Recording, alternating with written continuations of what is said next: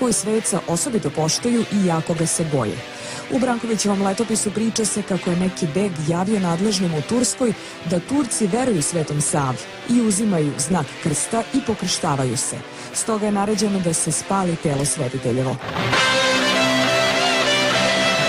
Sulejman Ugljanin ne izbegava ni liturgije. Zato ne čudi što je začetnik obnove Đurđevih stupova. Ja sam tad pokrenuo aktivnosti i akciju da se obnove Đurđevi stupovi i da se također i za manastir Sopoćane. I to su biseri našeg kulturnog nasleđa i naše veliko bogatstvo.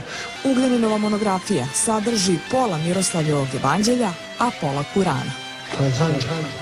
Sada i uvek i u sve vekove vekova. Amin. Rode sjenjestvo sohranilo jesivo uspeni mira, ne ostavila jesi. Bez obzira što mi nismo neki muslimani. Naš skoro je bila, sad ja sam inače član upravnog odbora za proslavu Milanskog edikta. I na toj proslavi, na jednoj scenskoj predstavi koja je izvanredno urađena.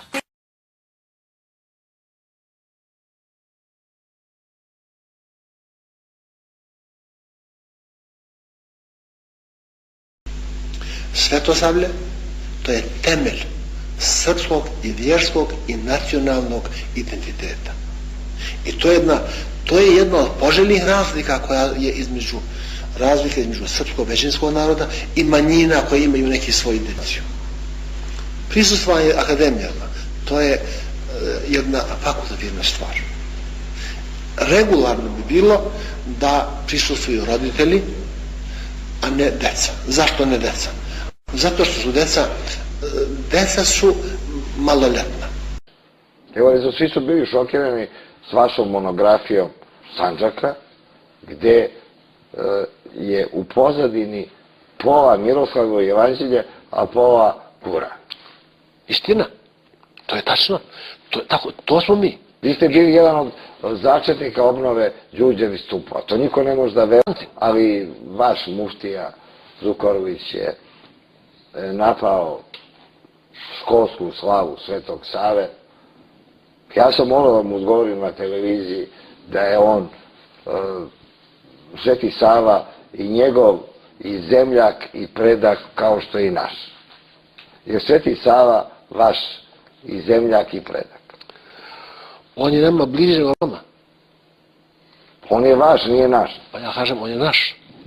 I mi ga ne damo. Vi živite ovde sa narodom koji pripada drugoj veri. Znajmo i znajte da su to naša braća.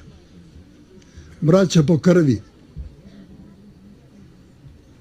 Da ne ulazimo u to kako su i zašto su postali to što jesu. Sigurno ne od vrućih kolača. Samo njihovi preci znaju šta je uslovljavalo da promene veru. Znaju to, verujem i oni. Nedavno smo čuli jedno veliko političara ovog kraja koji kaže da je potomak Svetoga Save. To je istina. Svi su oni potomci. To treba da znaju.